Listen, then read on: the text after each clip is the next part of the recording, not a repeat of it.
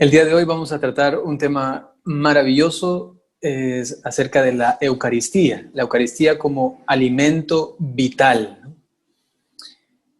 Si nosotros queremos de alguna manera catalogar o definir a la Eucaristía, siempre las palabras quedan cortas, ¿no? Porque es algo tan maravilloso, tan grande, digamos así, que envuelve todo y a la vez es como si fuera todo en nuestra fe, ¿no? Puesto que la Eucaristía es la misma persona de Jesucristo. Si hablamos el día de hoy como la Eucaristía, como ella, en cuanto a alimento vital, tenemos que hacernos una pregunta básica, ¿no? Y es así como hacen los niños, ¿no? Pero ¿por qué? ¿Por qué es un alimento? ¿Por qué es vital? ¿Por qué es tan importante, ¿no? Partiendo de el mismo término Eucaristía, ¿no? Eucaristos significa acción de gracias, ¿no? Esto entraña una conexión impresionante entre lo que consiste la subsistencia humana, ¿no? Y a la vez la actitud continua de gratitud, ¿no? ¿A qué me refiero? La Eucaristía nos demuestra que la persona para vivir realmente, para realmente vivir, tiene que vivir continuamente en una actitud de gratitud. Eucaristía, entonces, palabra que ha sido utilizada desde antaño, ¿no? Por nuestros primeros padres en la fe cristianos, ¿no? Ellos nos demuestran entonces que todo se puede como de alguna manera condensar, me refiero a esta experiencia con Jesucristo Eucaristía, ¿no? En esta continua acción de gracias, ¿no? Tocando esto o añadiéndolo o digamos así, entablándolo juntamente con el tema que nos compete el día de hoy, podemos decir como una primera pista, ¿no? Ya de enseñanza, es que vivir realmente significa dar gracias, ¿no? ¿Dar gracias a quién? A Dios. Y por ello entonces, respondiendo a la pregunta, ¿por qué la Eucaristía es alimento vital? Podemos decir porque la Eucaristía nos enseña a ser agradecidos. Y en cuanto a agradecidos, entonces podemos realmente vivir. Una de las más grandes y fuertes negativas que tenía Jesús contra los fariseos, los maestros de la ley, los legisladores, era justamente su incapacidad para ser humildes a tal punto de que digan necesito ayuda, porque aquel que supuestamente no necesita ayuda nunca va a decir gracias, ¿no? Es la soberbia que envuelve el corazón humano que bloquea la acción de auxilio de parte de Dios y entonces no pueden, luego de ser ayudados, decir gracias Señor, ¿no? Entonces Jesucristo estaba fuertemente muchas veces enojado, ¿no? Con ellos porque les preocupaba, le preocupaba a Jesús el alma de estas personas y como no se abrían a esta humildad para pedir auxilio de parte de Dios, entonces ensoberbecidos aquellos no podían recibir las gracias de Dios y en consecuencia no podían nunca dar un gracias auténtico, ¿no? La gratitud es imprescindible para la vivencia del ser humano. Pero no solamente la Eucaristía es vida, no solamente es algo vital, ¿no? Que nos hace, como dice el mismo Jesucristo, vivir en abundancia, sino que la Eucaristía además es alimento. Pero es un alimento particular, es distinto, ¿no? Al que estamos acostumbrados a consumir, puesto que el alimento normal, natural, lo que hace es Él, de alguna manera, transformarse en nosotros. Hay algún dicho filosófico antiguo que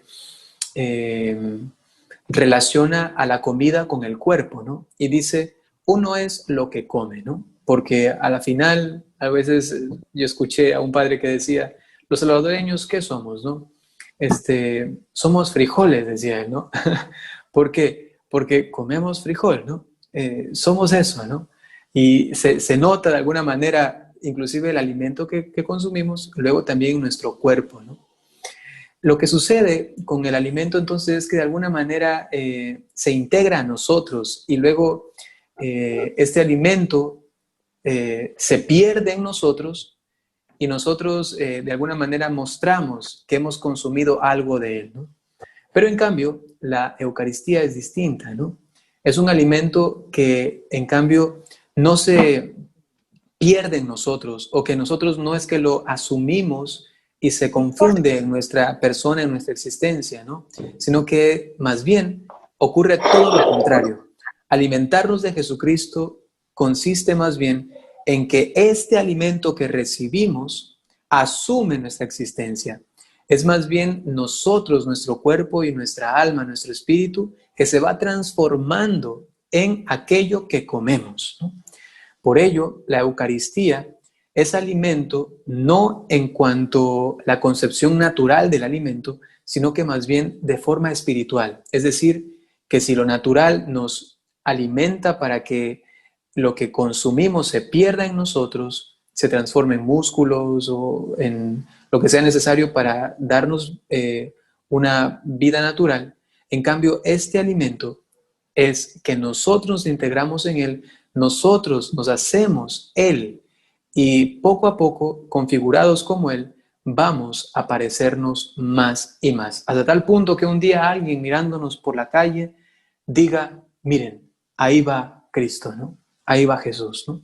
Esto es importante reconocer y a la vez tener siempre presente, sobre todo, por ejemplo, cuando uno participa de la Eucaristía, cuando uno va a la comunión, ¿no? Allí tener este pensamiento, ¿no? No es que me estoy comiendo algo como se suele hacer con un alimento natural, sino que es que el momento de que este alimento toca mi lengua, ¿no? Toca mi ser, en ese instante es mi mismo ser que ya está siendo envuelto por el ser de Cristo y glorioso día aquel cuando por fin en mí sea Cristo viviente de forma patente, clara, ¿no? De forma realmente visible. Por ello la Eucaristía es vida y es alimento. Y por ello entonces es un alimento vital. Si es alimento vital, también tenemos que luego intentar mirar las consecuencias de este alimento, porque siempre el alimento, como he dicho, ¿no?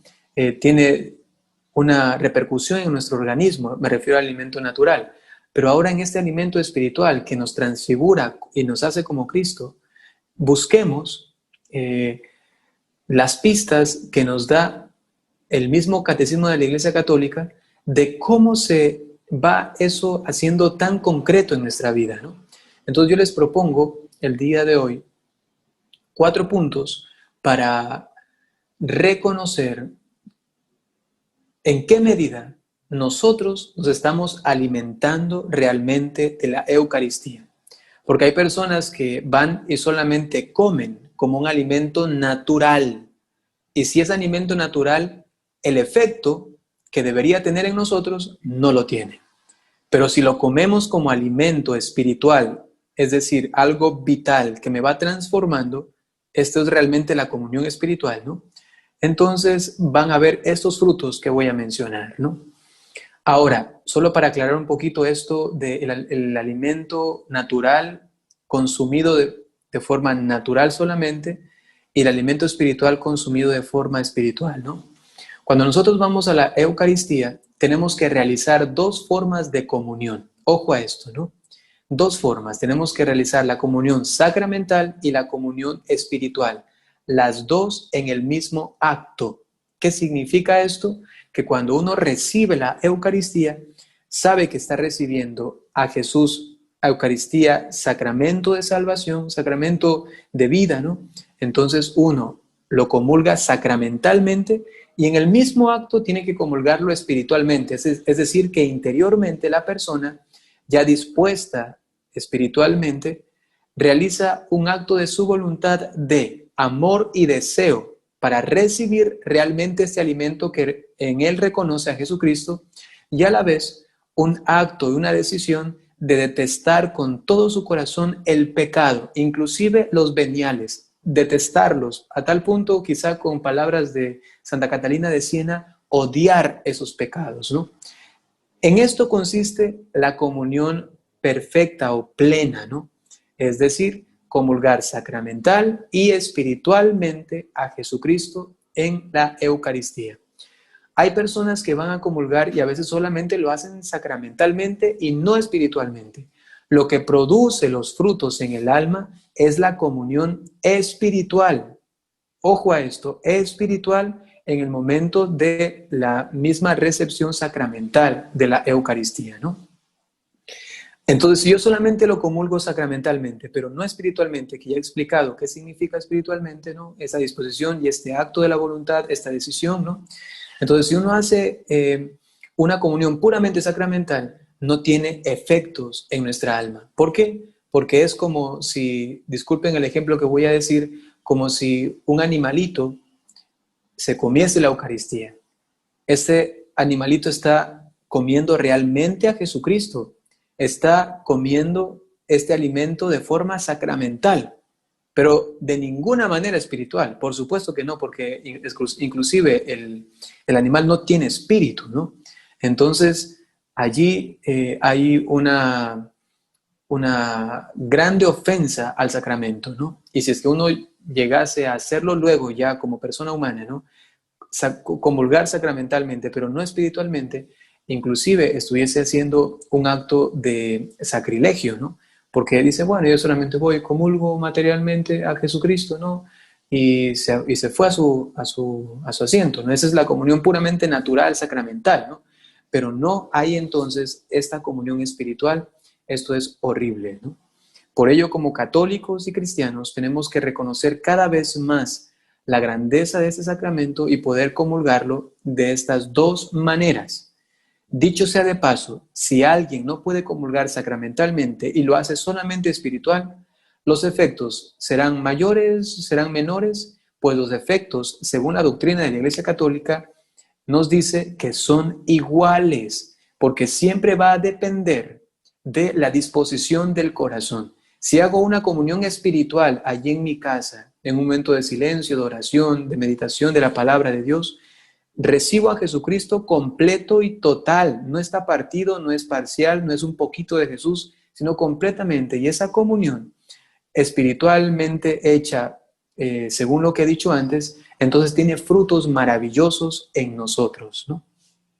Vamos a enumerar 4 frutos con los cuales nos vamos a dar cuenta si realmente nos estamos alimentando de Jesucristo, si Él es realmente para nosotros la vida misma, la raíz misma de nuestra propia vida. Qué hermoso decirlo así, ¿no? La vida misma de mi vida, ¿no? Nos dice el Catecismo de la Iglesia Católica en el numeral 1391 que uno de los frutos de esta comunión, de este alimentarse vitalmente del Señor, ¿no? Es que la comunión acrecienta nuestra unión con Cristo, ¿no? Primer fruto. Si yo comulgo realmente a Jesucristo, según lo he dicho antes, se va a notar en qué? En que paulatinamente mi unión con Cristo va creciendo, se va acrecentando.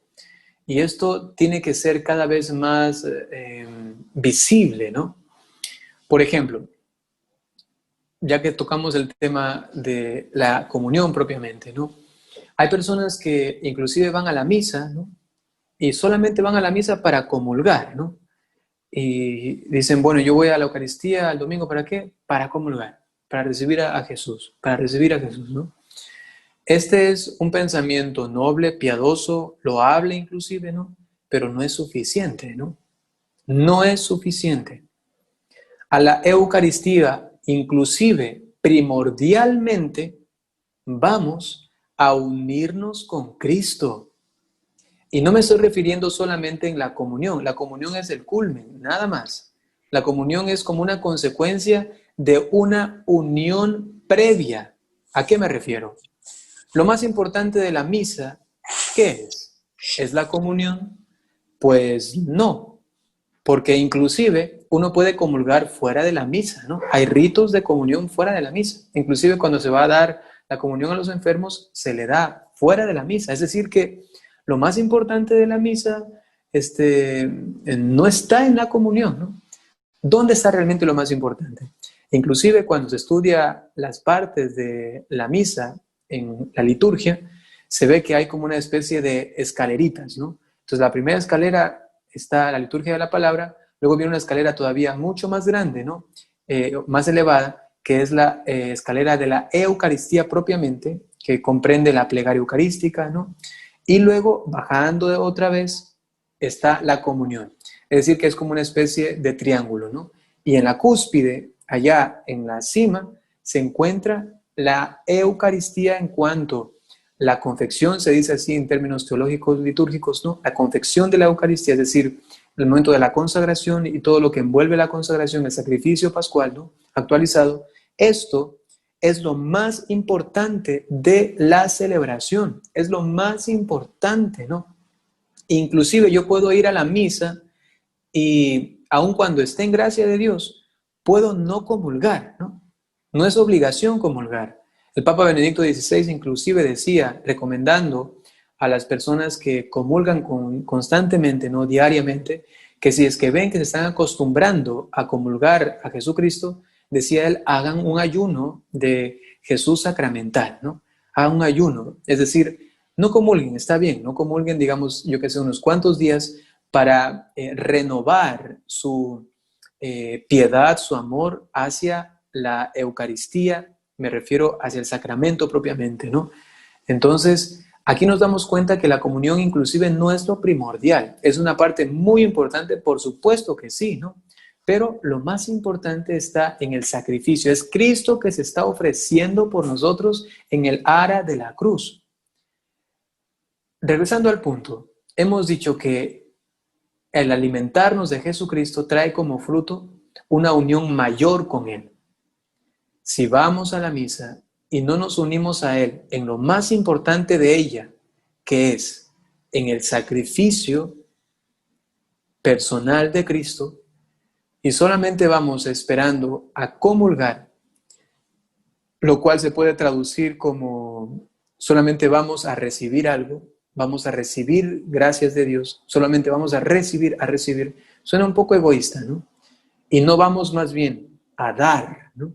Yo también doy de mí, me quiero ofrecer junto con Cristo en el cáliz, en esa patena, para ser yo también una hostia viva, agradable al Padre. Quiero ser una hostia, una víctima, un sacrificio de expiación, de reparación, de acción de gracias. Yo me entrego con el mismo Cristo, ¿no?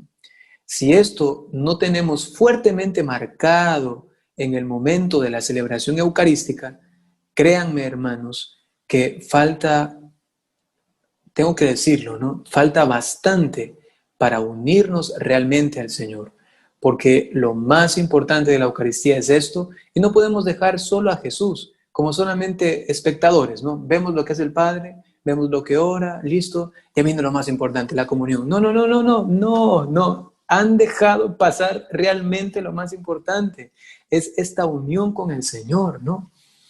Y luego, ¿la comunión qué es? Es como el resultado, el efecto. Esta unión que he tenido en el sacrificio, luego se hace vivo en el momento de este encuentro, ¿no?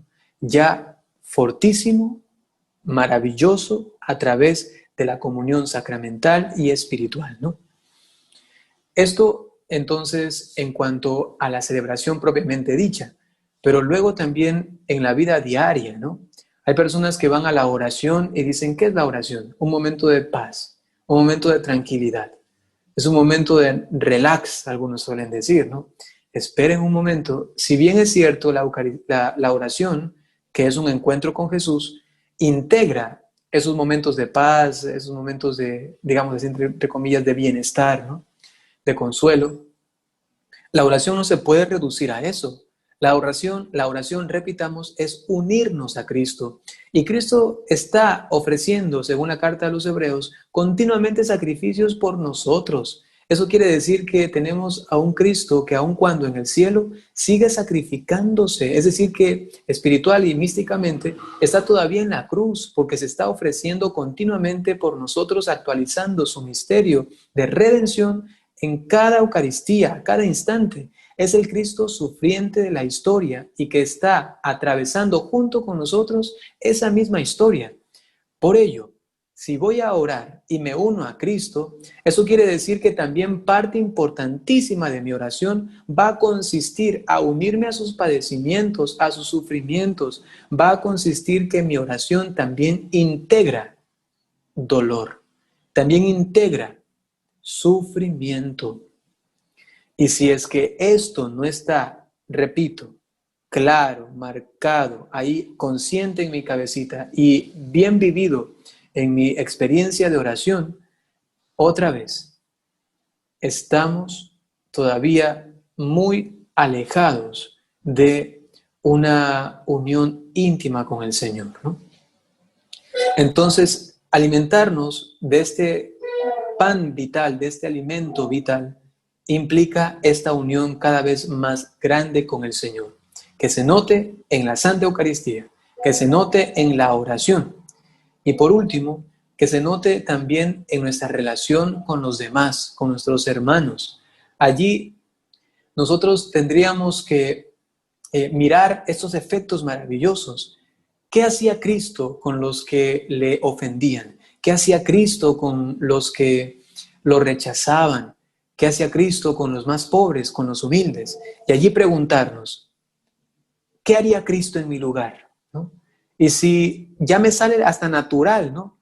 Perdono, entiendo, justifico, oro por ellos, doy amor, aun cuando ellos me den rechazo, cuando me tuerzan los ojos, soy capaz de sonreírle sinceramente, ¿no? Es que realmente esta unión con Cristo se está haciendo ya viva en mí porque a mis hermanos los estoy tratando como si Cristo mismo los estuviese tratando, ¿no? Este alimento vital entonces nos une y nos acrecienta esta unión con Jesucristo, ¿no? Ese es el primer punto o fruto con el cual podemos ir vislumbrando cómo este alimento va haciéndose vida en nosotros, ¿no? Y si estamos comulgando entonces o estamos viviendo la Eucaristía de una manera conveniente, ¿no?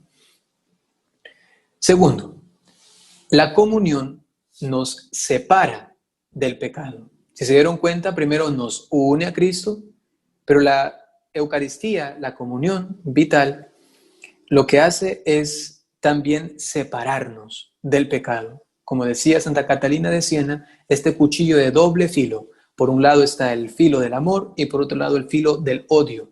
Nos ayuda a penetrar más en el corazón de Dios para amarlo con todo nuestro ser y a la vez nos ayuda a cortar, a aborrecer, a detestar con todo el corazón al pecado, ¿no? Por ello, si hay una unión de amor, eso quiere decir que estoy continuamente con el Señor, se tiene que dar entonces una separación de la maldad, del pecado, y por ello entonces una detestación del mismo. Decía San Agustín, si tengo que mencionar algo que es completamente opuesto a la gracia, a la oración, a la comunión con Dios, decía él, es el pecado. Son incompatibles, decía, ¿no? Y por ello, cuando nos encontramos en una situación de experiencia fuerte de pecado, ¿no? Que está como ganando terreno, decía él, es como el agua y el aceite, ¿no? Decía él, son tan contradictorios, o mejor dicho, tan opuestos, ¿no? Que nunca pueden subsistir los dos, el pecado y esta unión con el Señor, esta comunión constante, ¿no? Nunca pueden subsistir y por ello uno de los dos va a terminar venciendo. Si nosotros nos quedamos aferrados hacia el Señor y al Señor, entonces tarde o temprano el pecado tiene que irse, marcharse, largarse de nuestra vida. Y por ello un fruto de esta comunión es que nos va separando del pecado. Hay una hermosísima oración de un santo de Suiza. Su nombre es Nicolás y él estuvo en una zona que se llama Friuli, y él tiene una oración maravillosa que dice: Señor, dame todo lo que me acerca a ti. Señor, quítame todo lo que me aparta de ti. Que ya no sea yo, sino tú en mí. Esto es tan sencillo y tan lleno de palabras claras que nos envuelven en este amor tan grande que deberíamos tener al Señor, ¿no? Quiero solamente lo que me acerca a ti y quítame todo, aun cuando me duela, lo que me aparta de ti, ¿no? Entonces, siguiendo esta lógica de San Agustín y de Santa Catalina de Siena y ahora de tu hermano Nicolás, ¿no? Podemos decir que mientras más se acrecienta el amor por el Señor, por esta comunión, por este alimento vital, ¿no? Que se hace realmente existente, coexistente en mí, que es uno mismo, ¿no? Porque es Cristo mismo en nosotros este alimento, ¿no? Entonces, a la par se va como acrecentando nuestra separación del pecado, ¿no? Y si es que nosotros no avanzamos en nuestra vida espiritual y vemos que el pecado está ganando cada vez más terreno, entonces significaría esto que el fruto de esta comunión, de este alimento vital, lamentablemente, está fallando. Algo no está bien. Y tenemos que regresar ¿a dónde? Al principio. De nuevo, hacer comunión espiritual y sacramental. O si no, nos estamos perdiendo de sus frutos, ¿no? Que están hasta ahora mencionados en una unión más fuerte al Señor y por otro lado, en una separación más fuerte de pecado, ¿no? Un tercer punto es el siguiente. Esta unión con el Señor, alimentarnos de Él, suscita en nosotros una unión al cuerpo místico. Es que la Eucaristía hace la iglesia, ¿no? Cuando nos alimentamos realmente del Señor, nos sentimos parte de la iglesia. Nos sentimos parte del cuerpo místico del Señor. Sentimos que cuando comulgamos en una misa, cuando nos alimentamos del Señor, estoy unido a el hermano que también está comulgando y también a ese otro hermano que se encuentra en la China comulgando y también a esta persona que está separada quizá exteriormente de la iglesia, como decía San Agustín. Hay algunos que son de la iglesia pero que no están en la iglesia, ¿no? Porque están viviendo el evangelio aun cuando todavía no están siendo parte institucional, me refiero, ¿no? Integrantes de la misma, ¿no? Pero ya están viviendo el evangelio y están unidos espiritualmente, ¿no? Entonces, inclusive aquí menciónese, y por qué no hay que decirlo, a hermanos de otras confesiones cristianas, que a pesar de que no pertenezcan a la Iglesia Católica vivamente, como bautizados en ella, pero que han recibido el bautismo válido en otra denominación, entonces se encuentran también en comunión con nosotros porque también son parte del cuerpo del Señor, ¿no? Entonces, si aprendemos a sentirnos parte del cuerpo místico del Señor, de Cristo, a través de este alimento que recibimos que nos hace iglesia, entonces somos capaces de mirar a todas las personas humanas, a todos nuestros hermanos, realmente como un solo cuerpo. Nos pertenecemos, dirá Santa Teresa de Calcuta, ¿no? ¿Acaso no saben que nos pertenecemos, ¿no? Que somos responsables de los demás, además. Entonces, miren, aquí hay una dinámica, una especie de consecuencias, ¿no? Impresionantes, ¿no? En la medida que yo comulgo y me alimento realmente del Señor, eso se hace vida en mí de tal manera que me uno más al Señor, es decir, santidad, me aparto del pecado, ¿no? Es decir, santidad, y después me uno a mis hermanos porque somos iglesia. En consecuencia, en esta vivencia de santidad, mi aporte al cuerpo de Cristo, es decir, a la iglesia, es también de santidad. Y esto ayuda a todo el cuerpo, A veces nos quejamos, los sacerdotes, miren esos escándalos. Oh, esas hermanas religiosas, esos escándalos. Ah, aquí en El Salvador no saben cuántos escándalos han habido de parte de la iglesia por esos motivos, ¿no? Un sacerdote ahí con una mujer y con hijos. Y que el otro ambicionando dinero. Y que el otro acá, acá, acá, acá. Y entonces, oh, ¿y ahora qué hacemos, no? Pobre esta iglesia por esta grande culpa de los sacerdotes o del clero, ¿no? O de las religiosas o religiosos. Espera un momento, ¿no? Aquí hay que hallar la causa todavía mucho más profundamente, algo mucho más espiritual. Es que nos pertenecemos, que el sacerdote sea así, es una muestra solamente de lo que está pasando en el cuerpo místico de Cristo, ¿no? Lo que está pasando en la iglesia en general. Y por ello, nosotros no podemos solamente lavarnos las manos y decir, bueno, yo voy a orar por el sacerdote porque ha hecho algo malo, está bien, ¿no? Yo oro por él y nada más. No, no, no. Hay que sentirse responsables también de esto porque en la medida que yo no he dado, no he aportado santidad a este cuerpo místico, en esa misma medida yo he perjudicado a la iglesia y también al sacerdote de mi parroquia y al sacerdote que no conozco, porque esta fuerza de santidad que necesita toda la iglesia y de la cual nosotros estamos exentos o estamos siendo como una especie de colaboración omisa, porque no la hacemos, ya que nos falta santidad, unión al Señor, rechazar el pecado, entonces corresponde dentro de unas culpas quizá desconocidas personales, pero que una gran santa como Catalina de Siena lo descubrió. Y ella iba muchas veces a confesarse, iba al sacerdote a confesarse de pecados que no había cometido ella, ¿no? Y decía, Padre, me confieso de esos pecados que cometió ni sé quién persona, ¿no?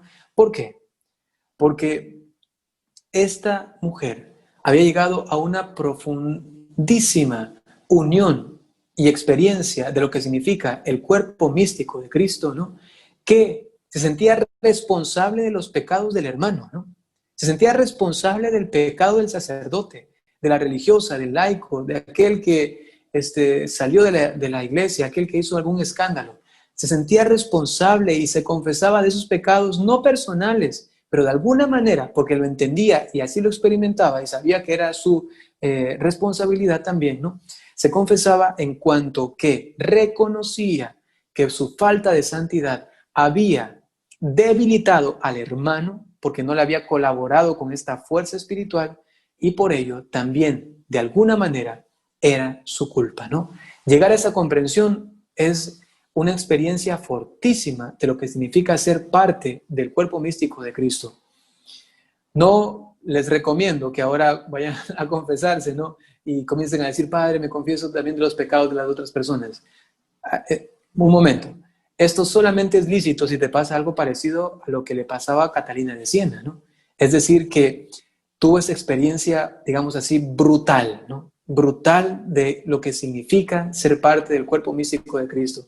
Realmente el Espíritu Santo le acusaba a ella de estos pecados y por ello tenía que confesarlos. Realmente estaba en su conciencia y en su alma. No es que solamente porque el Padre Byron nos dijo, ahora yo también voy a aumentar nuevos pecados para decir cosas al sacerdote y ahora voy a confesarme de los pecados del otro. Eso no, por supuesto que no. Tiene que ser realmente a raíz de una viva experiencia de esta comunión con el Señor, comunión con el cuerpo de Cristo, ¿no?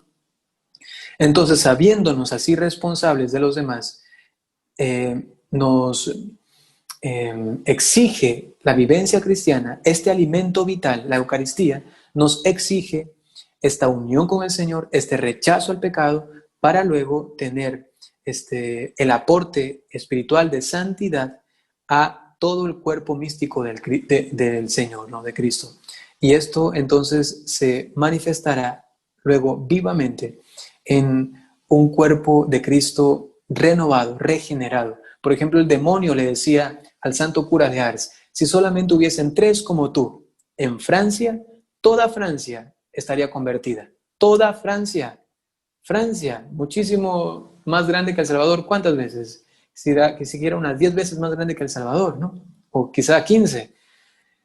Y decía el diablo, solo con uno como tú ha hecho tanto bien a Francia. Con 3 ya no podemos hacer nada, decía el demonio, ¿no? Ahora imagínense solo uno, como el santo cura de Ars en El Salvador, ¿no? Uno. Ya, estaría El Salvador de alguna manera así fuertemente tocado por el Señor y se notaría, ¿no? La vitalidad santa de su iglesia allí manifiesta en todos sus miembros, ¿no? Y por último, el cuarto fruto, ¿no? De esta comunión o de este alimento eucarístico, que es nuestra vida, es que la Eucaristía entraña un compromiso en favor de los pobres. Esto a veces es un poco no entendido, ¿no? O mal entendido,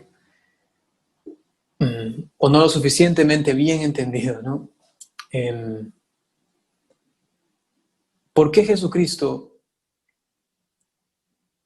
optó preferencialmente por los pobres, ¿no? ¿Por qué Jesucristo, si bien es cierto, habló también a personas adineradas, a personas con poder, ¿no? Inclusive llamó a uno que otro que tenía cierto estatus, ¿no? Y sin embargo, su preferencia, como la niña de sus ojos, eran siempre los pobres, ¿no? Aquí esto lo puede experimentar, otra vez regresamos a estos primeros puntos, ¿no? Aquel que está unido profundamente al Señor. ¿Por qué? Porque como dice San Pablo, nos vamos configurando con Cristo a tal punto de que tenemos los mismos sentimientos, los mismos pensamientos que Cristo. Pasamos del hombre puramente terrenal y natural al hombre realmente espiritual, es decir, a ser como Cristo, como Cristo. Esto nadie te lo puede imponer. Eso hay que decir como base, ¿no? Nadie te puede imponer. Este amor por los pobres, esta especie de inconformidad, de cierta, digamos así, intranquilidad, ¿no? Insatisfacción, se da solo en la medida en que estamos unidos a Cristo. ¿A qué insatisfacción me refiero? ¿A qué intranquilidad? A el hecho de mirar a hermanos que sufren el azote de la injusticia de otros hermanos, que sufren y que en su cuerpo se muestra lo que está pasando también a nivel espiritual en la sociedad, ¿no? Porque ¿qué son los pobres? Los pobres son la muestra herida de la falta de una auténtica vida de Dios en la sociedad. Porque si no nos faltase esta comunión con el Señor, esta unión con Dios, ¿no? No hubiesen realmente estos hombres allí, en la calle. No hubiesen personas sufrientes, personas que no tienen que comer o personas que están desprotegidas, desvalidas. Porque el rico iría inmediatamente a ayudarle, a hacer algo por ellos. Todos seríamos solidarios, buscásemos las formas, ¿no? Pero ¿qué ocurre? El pobre es la muestra, el síntoma, la señal, el símbolo de una falta de espiritualidad, de vida profunda en Dios de la sociedad. Y por ello, ir al pobre, ¿qué significa? Intentar sanar estas heridas de la sociedad. ¡Ey, dense cuenta de lo que está pasando! Es una declaración de protesta hacia la sociedad para decirles, están mal, ¿no? No están haciendo las cosas bien. Nos hace falta unirnos más al Señor. Es una mentira, es una falsedad, ¿no? Una hipocresía tremenda decir que somos una sociedad que está en vías de desarrollo, una sociedad cristiana, católica, ¿no? Cuando hay tantos pobres en las calles, ¿no? Tantos necesitados, desvalidos, ¿no? Y por ello, esto solamente, repito, se lo puede experimentar en la medida que uno está unido a Cristo. Porque si solamente lo reconocemos y lo aprendemos como algo teórico, esto no es suficiente para hacer algo por los pobres. Eso solamente es, sí, un cargo de conciencia, sí, habría que hacer algo, ¿no? Le decimos al otro, habría que hacer algo, ¿no? No sé, ahí vemos qué hacemos después, ¿no? Y nada más, ¿no? No es realmente una cosa que viene desde dentro, ¿no? Desde lo que decía, esta inquietud, esa insatisfacción, intranquilidad. Hay que hacer algo, hay que hacer algo. Yo como cristiano no puedo estar allí, bien cómodo en mi casa, ¿no? Y solamente pendiente de mis 5 o 10 metros cuadrados que tengo que proteger, que es mi casita, ¿no? Y mi familia. No, no, hay todavía un imperativo, ¿no? De la conciencia espiritual de Cristo mismo en nosotros, que nos está como exigiendo algo más. Pero repito, eso no debe ser algo impuesto, no tiene que decir, bueno, no tiene que ser algo así como, bueno, hagamos algo ya porque sí, ¿no? Sino que, repito, nace de esta comunión profundísima con el Señor. En la medida entonces en que este alimento se hace vida en nosotros, vamos a tener un amor tan grande y fuerte por los más pobres y necesitados, ¿no? En este sentido y de esta forma, podemos reconocer si realmente este alimento se está haciendo vida en nosotros. Caso contrario, y seguramente a todos, porque lo que he dicho son ideales, es como la meta, es el objetivo, ¿no? Y todos estamos en camino. Todos nosotros todavía nos falta mucho por caminar, a todos nosotros todavía nos falta quizá profundizar o también ordenar ciertas cosas que no están bien según lo que he dicho, ¿no?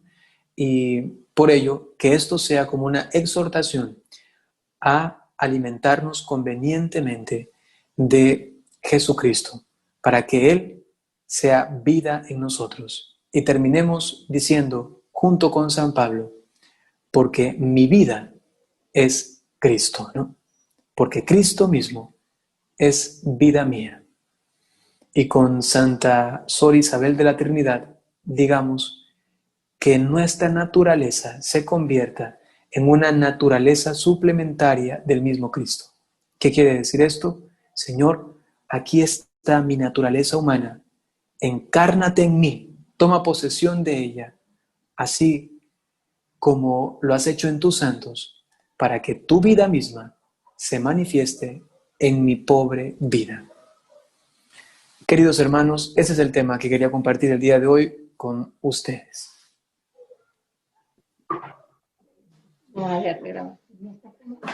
Muchísimas gracias, Padre. Muy agradecido. Maravilloso tema. Quisiéramos saber si hay hermanos que tienen preguntas para que el Padre nos pueda ayudar con las dudas que pudo haber causado el tema o que hayan surgido, ¿verdad? Así que queda abierto el micrófono a los que quieran preguntar y también podemos ya abrir nuestra cámara para pues poder saludar al Padre.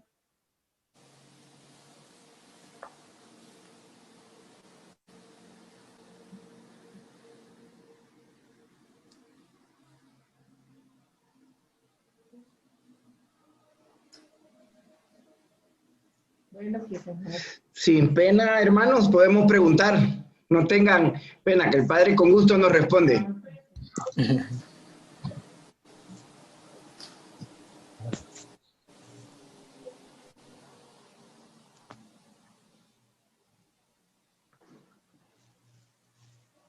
Bueno, adelante. Una pregunta, padre, cuando hacemos la comunión, usualmente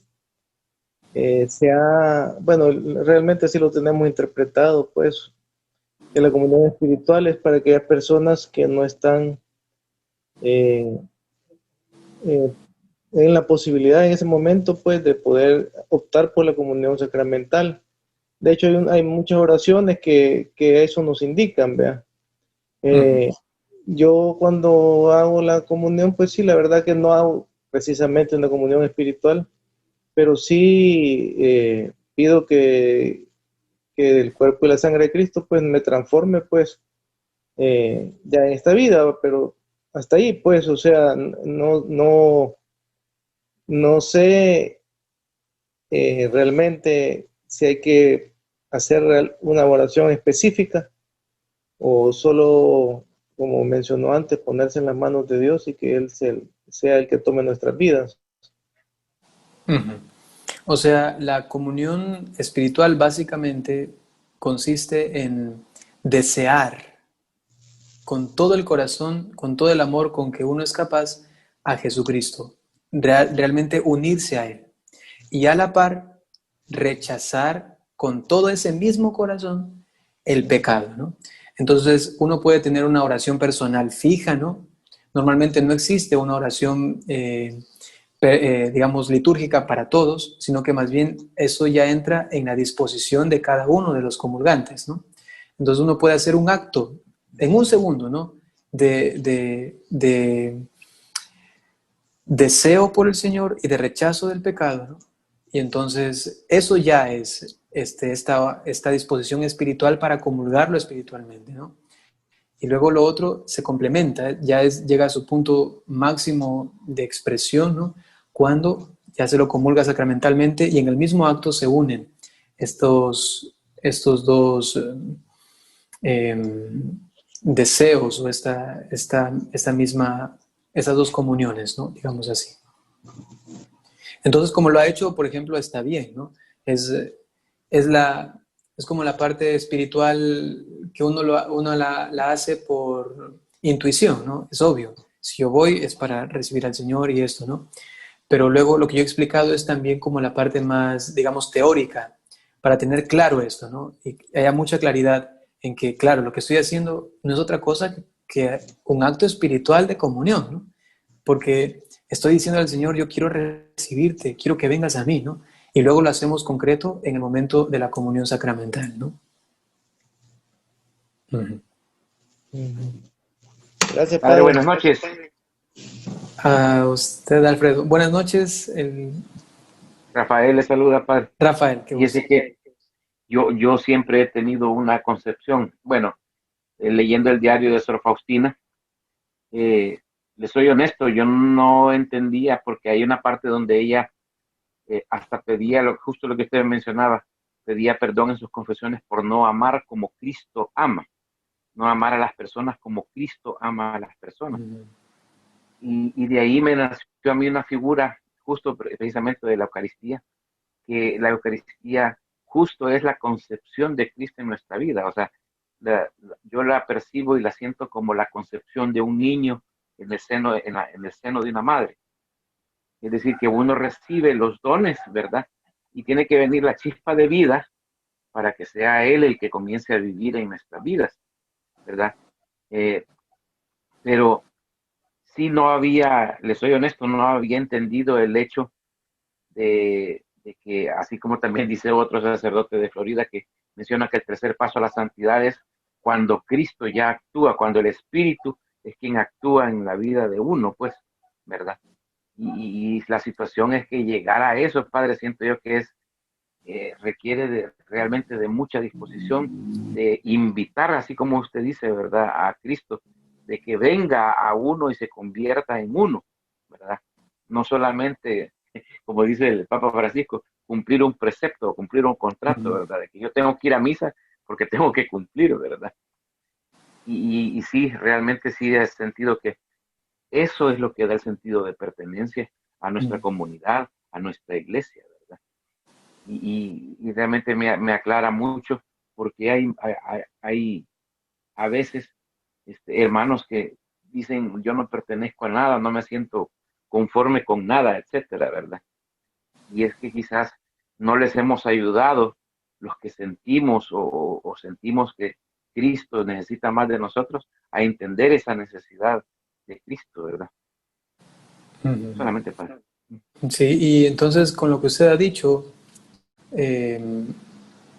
también recomendarles en términos generales a que acrecienten su devoción a la comunión espiritual, ¿no? ¿A qué me refiero? Los santos recomiendan muchísimo hacer comuniones espirituales durante el día, ¿no? Durante el día. ¿Cuántas veces se puede hacer comuniones espirituales durante el día? Las veces que uno desee, ¿no? Es decir, hacer actos de unión profundísima con el Señor, ¿no? Y para ello, facilísimo, ¿no? Vayan, por ejemplo, a Así Prensa o a Catholic.net y busquen allí comunión espiritual. Y allí yo qué sé, en unos 10 minutos ustedes ya saben la doctrina básica de la comunión espiritual, todos los frutos, cómo se hace, cuántas veces se puede hacer, ¿no? Ahora no es el tema, por eso no puedo explicar, aun cuando, digamos, lo más básico ustedes lo entienden, ¿no? También así lo creo. Entonces, allí uno puede también desarrollar todo su día. Como usted ha dicho, es difícil como imitar y estar tan unido al Señor tan pleno y claramente, ¿no? Entonces, para esto son las comuniones espirituales. Constantemente, yo que sé, acabo de almorzar o acabo de hacer una actividad y ¿en qué? En 3, 5 minutos, ¿no? Un momento estoy buscando al Señor y allí, ¿no?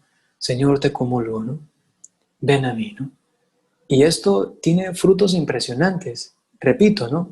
La comunión espiritual tiene los mismos frutos que la comunión sacramental espiritual, ¿no? Esto es algo que a veces se ha dejado de predicar, ¿no? Y entonces a veces los laicos, ¿no? Por ejemplo, en el tiempo de pandemia, ¿no? Han sufrido tanto, ¿no? Y entiendo que han sufrido porque quizá por la falta de conocimiento, por la falta de instrucción, ¿no? Han sufrido tanto porque decían no podemos comulgar, no podemos comulgar. Ey, que sí pueden hacerlo espiritualmente, ¿no? Y a veces piensan que la comunión espiritual es como, es solamente allí para los que no tienen al Señor y tienen que en algo consolarse, ¿no? Algo conformarse. No, no, no. Es el mismo Cristo, total, completo, cuerpo, alma, sangre, divinidad, completamente, ¿no? Es el que se hace presente en nuesra alma. Dirá San Pablo, ¿acaso no saben que son templos del Espíritu Santo, ¿no?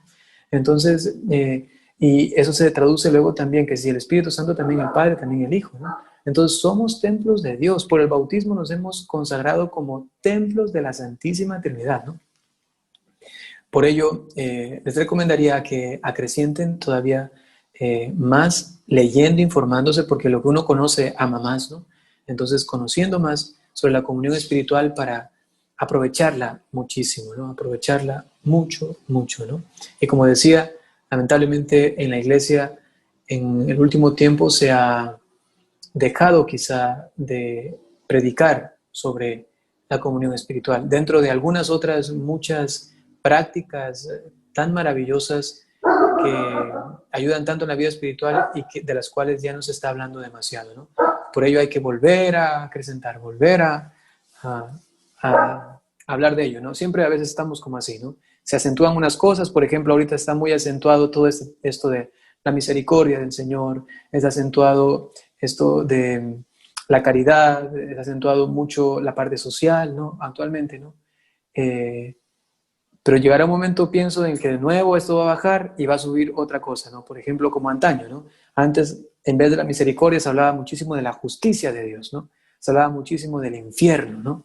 Se hablaba muchísimo inclusive del castigo del Señor, ¿no? Entonces las cosas como que van así, bajando y suben y bajan, ¿no? Actualmente se habla muchísimo de la participación de los laicos en la celebración, ¿no? Entonces, los laicos tienen que participar y entonces el sacerdote se desvive para que ellos se sientan bien, para que haya así como mucha alegría, yo no sé, y casi que para entretenerlos, ¿no? Y hay que tener cuidado también con eso, ¿no? Entonces, de nuevo como que se acentúa esto, pero luego el otro extremo está en que yo me despreocupo de los laicos y aquí todos sencillamente se arrodillan o se paran y yo voy a estar concentradísimo en la Eucaristía, el sacerdote, ¿no? Y a ustedes ni bola les paro, ¿no? O sea, hay como dos extremos, ¿no? Por ello es importante que como buenos católicos sepamos la doctrina o la formación en este punto en general por lo menos, con lo cual podemos tener una vivencia muy equilibrada, a pesar de que haya momentos en los que se acentúan más unas cosas u otras cosas, ¿no? Entonces ahora habría que reforzar esta parte de la comunión espiritual, ¿no? Y gracias, Padre. Le agradezco un montón. En el nombre del Padre, y del Hijo, y del Espíritu Santo. El Señor esté con ustedes. Con su espíritu. Te damos gracias, Señor, por este momento de encuentro. Te damos gracias porque eres bueno, porque tu misericordia, tu atención por nosotros es siempre viva, es siempre constante. Te damos gracias porque nunca nos dejas solos y a pesar de que no podemos reunirnos presencialmente, te has valido de estos medios para permanecer en comunión todos. Te pedimos, Señor, que lo que hoy hemos tratado nos sirva para nuestra vida espiritual, nuestra vida humana, para que podamos darte un poquito más de espacio en nuestro corazón, en nuestra vida, para que no seamos un obstáculo para tu gracia y más bien, sencillamente, dejemos actuar toda tu fuerza de bendición, de gracia en nosotros. A la Santísima Virgen María le damos también gracias por habernos acompañado en este momento y le pedimos que nos vaya haciendo como ella, dóciles, prontos a la voluntad del Señor y que podamos meditar este tema en nuestro corazón para hacerlo luego vida, que las palabras se vayan encarnando en nosotros y luego reflejando en nuestros actos cotidianos. Con esos sentimientos, con esas peticiones, ahora yo como ministro de la Iglesia imparto a todos y a cada uno de ustedes la bendición descendente de Dios. Les bendiga Dios Todopoderoso por intercesión de la Santísima Virgen María, San José, San Bruno y todos los ángeles y santos, en el nombre del Padre, y del Hijo, y del Espíritu Santo.